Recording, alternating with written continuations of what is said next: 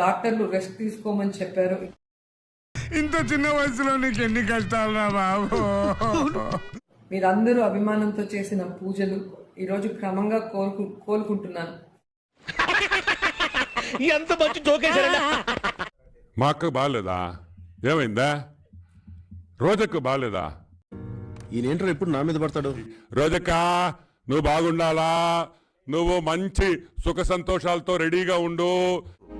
బాగుంటాడు లేరా, ఒకవేళ బాగోపోయినా మీరంతా కోరుకుంటున్నారు కాబట్టి ఖచ్చితంగా బాగుండి తీరతాడంతే. హాస్పిటల్కి పోతే ప్రాణాలు పుట్టుక్కని పోయినాయి అనుకో, మళ్ళీ రావుగా. ఈ ఎటకరాలకు లోపమే లేదు. నేను అవమానపడి రాజకీయంగా నష్టపోయి నేను కష్టాలు పడి. రే రవి, నీ ఫీలింగ్స్ నాకు అర్థమయ్యారా? జీవితం అంటే అంతేరా. నేను గొప్ప నాయకురాల్ని, నేను గోల్డెన్ లెగ్ ఉన్న ఆడదాన్ని. అది మేం చెప్పాలి, నీకు నువ్వు అనేసుకుంటే సరిపోదు. ఏంటి 2029లో కాబోయే ముఖ్యమంత్రి పవన్ కళ్యాణ్ గారు అంటున్నారు? అది మీరు కలలు కదండి.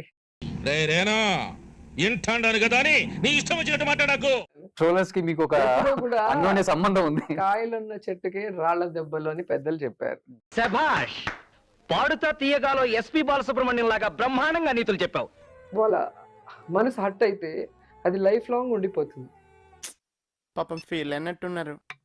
మీరే ఫేక్ ఐడీలు క్రియేట్ చేసి, మీరే పోస్టులు పెట్టి, మీరే కేసులు పెట్టి, మీరే అరెస్ట్ చేస్తే ఎట్లా? వారే బాంబు పెడతారు, వారే తీస్తారు, నింద మా మీద వేస్తారు. భగవంతుడు నమ్ముకున్నాను. సో నాకు ఎవరైనా ఏమన్నా చేయాలంటే ఆయన చూసుకుంటారులే అని చెప్పి నా పని నేను చూసుకుంటాను. ఓకే, అమ్మతోడు ప్రమాణ పూర్తిగా చెబుతున్నాను, మీలో ఇంత మార్పు వస్తుందని నేను కల్లా కూడా అనుకోలేదు. జగన్మోహన్ రెడ్డి గారు, విజయమ్మ నన్ను కన్న కూతురులాగా, జగనన్న సొంత చెల్లెల్లాగా నన్ను ఆశీర్వదించి ఈరోజు సుప్రీంకోర్టులే ఆర్డర్ ఇచ్చినాయి ఆడదానికి నచ్చినట్టు బతకమని. మీరెవరు అడగటానికి? Okay okay, cool down.